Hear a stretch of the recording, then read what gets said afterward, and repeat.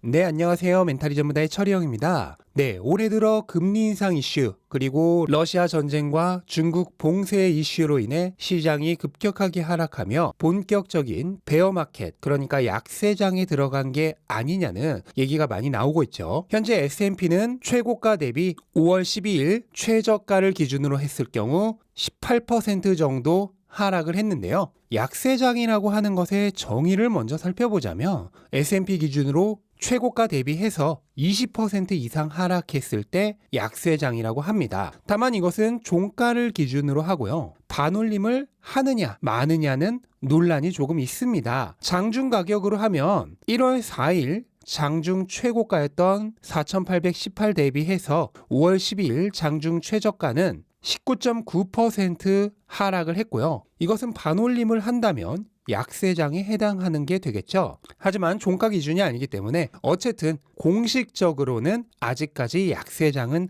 아닙니다. 그런데 사실 종가냐 아니냐, 반올림 하느냐 마느냐, 이걸로 약세장인가 아닌가를 따지는 것도 참 웃기는 일입니다.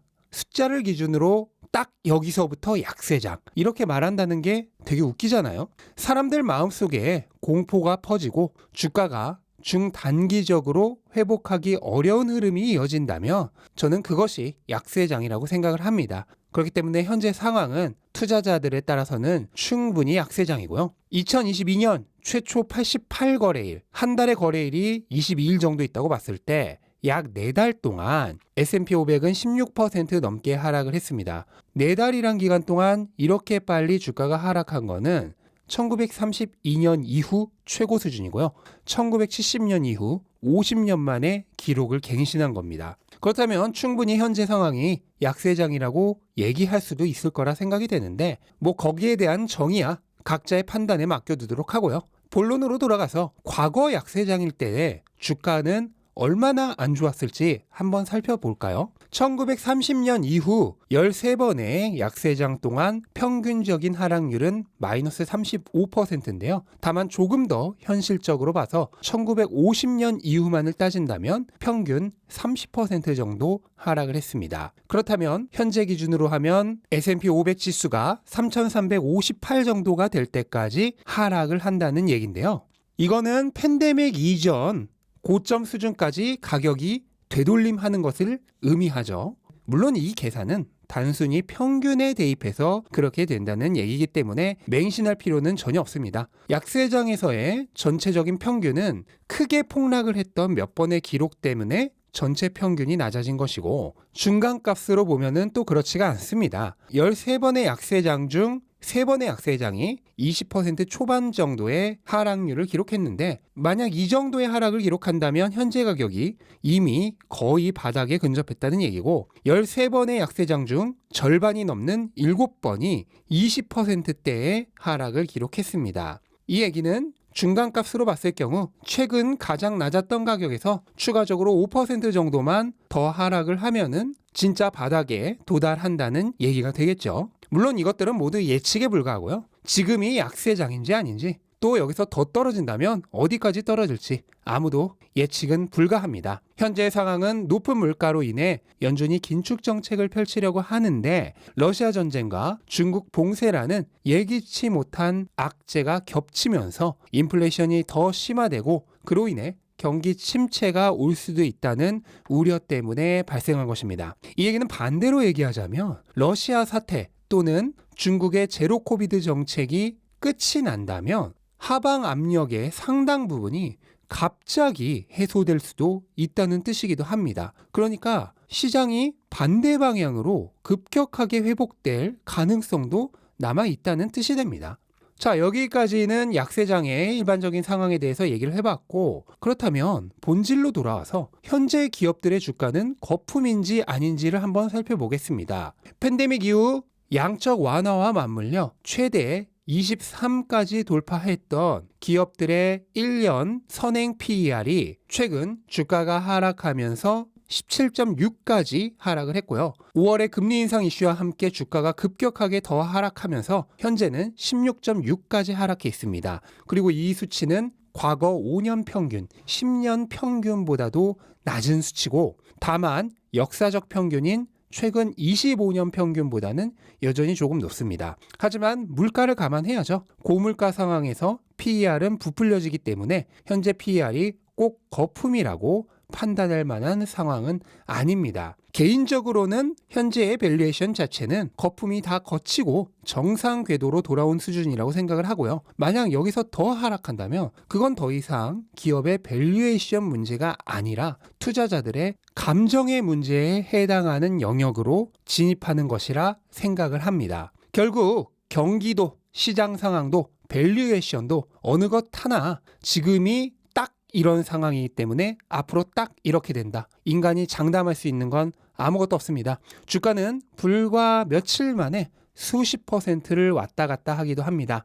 테슬라의 최근 2거래일의 가격만 보더라도 최고가랑 최저가의 주가가 무려 16%가 넘게 차이가 납니다. 세계 시가총액 탑10 안에 드는 초우량주의 주가도 단 이틀이라는 이 짧은 기간에 10%, 20%가 차이가 난다는 얘기입니다. 기업의 가치가 단 이틀 만에 이렇게 빨리 바뀔 리 없죠. 이거는 전부 투자자들의 감정에 의해 생긴 가격 차이입니다. 이것을 예측할 수 있나요? 없습니다. 왜냐하면 이성적인 가격 변동이 아닌 인간의 감정에 의한 가격 변동이기 때문입니다. 그렇기 때문에 모든 예측이 무의미해지는 것입니다. 저는 이 얘기를 1년 전에도 했고 지금도 하고 있고 1년 후에도 하고 있을 겁니다. 어쨌든 당분간의 시장은 개별적인 기업 가치와는 아무 상관없이 전체적인 시장 분위기에 의해 다 같이 우르르 올랐다, 다 같이 우르르 내리는 장이 계속될 거라 생각을 합니다. 거기에 휩쓸려 투자자 본인도 다 같이 우르르 샀다, 우르르 파는데 합류한다면 망하는 투자를 하게 될 가능성이 큽니다. 남들 다 정신 못 차리고 있을 때 나는 정신을 똑바로 차려야 삽니다. 올바른 투자의 방향과 장기 투자의 미덕을 깨달은 사람이라면 이미 눈을 뜬 투자자이죠. 왜 기껏 눈을 떠놓고 다시 눈을 감으려고 합니까? 이럴 때일수록 눈 똑바로 뜨고 정신 똑바로 차리고 더 열심히 일해서 더 열심히 자산을 사야 합니다. 약세장이 오래 갈 거라 걱정하시는 분들이 많습니다. 왜 걱정을 하십니까? 만약 그렇게 된다면 지금부터 엄청난 자산을 모을 시간이 주어지는 것입니다. 약세장이 2년, 3년 지속된다면 그 기간 동안 벌어들인 현금을 전부 자산으로 전환하면 됩니다. 자산을 싼 가격에 모을 기간이 길게 주어지는 것입니다. 이 기간이 짧으면 자산을 모을 시간이 부족하니 나중에 가격이 올라봐야 큰 돈을 못 법니다. 더 오래 모을 수 있어야 나중에 훨씬 더 큰 기회를 얻게 됩니다. 이렇게 몇 년을 모은다면 나중에 강세장이 돌아왔을 때 내 자산 규모가 얼마나 불어날지 한번 상상을 해보시기 바랍니다. 생각만 해도 뿌듯하지 않습니까? 그런데 이러한 축적장, 저축장이 빨리 끝나길 진정으로 바라시나요? 저는 그렇지 않습니다. 돈을 버는 기회는 그렇게 흔치 않아요. 팬데믹 때 수많은 사람들이 그때 바닥에서 샀으면 얼마나 좋았을까 하는 후회를 하셨습니다. 그때는 기회가 거의 없었죠? 너무 순식간에 올라버려서. 그런데 이번에는 어쩌면 아주 장기간 더 싸게 살 수 있는 기회가 주어질지도 모릅니다. 이게 얼마나 행운입니까? 인생을 살아가면서 큰 돈을 벌기에는 그렇게 자주 오지 않습니다. 어쩌면 이번이 우리 생애 최고의 기회가 될 수도 있습니다.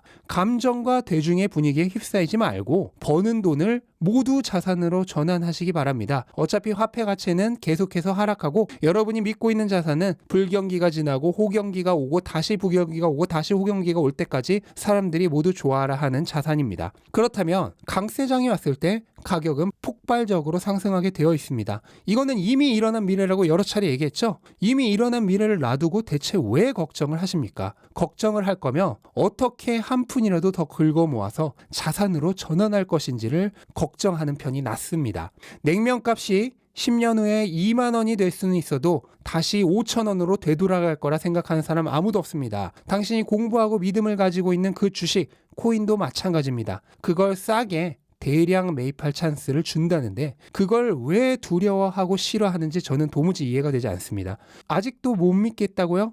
그러신 분은 네이버 카페로 오시기 바랍니다. 저는 매일 너무너무 행복하게 돈생 강사를 하고 있고 그 내용을 공유하고 있습니다. 그리고 저 말고도 수많은 분들이 함께 공유하고 있습니다. 저는 유튜브를 하고 있기 때문에 어쩔 수 없이 시장 분위기에 따라 사람들의 감정을 완전히 거스르는 얘기를 할 수는 없습니다. 그래서 티를 안 내고 있는 것뿐이지 저는 사실 요즘이 가장 행복합니다. 그럼에도 아직도 불안하다 하시는 분들은 저와 오래 함께 하다 보면 언젠가는 돈과 자산을 대하는 사고방식 자체가 바뀌는 날이 분명 올 것입니다. 그때까지 저는 계속해서 같은 얘기를 하고 있을 테니 언제든 와서 또 들으시면 됩니다. 네, 이것으로 오늘 영상은 마치겠습니다. 영상 도움되셨다면 구독과 좋아요 부탁드리고 즐거운 하루 되시기 바랍니다. 감사합니다.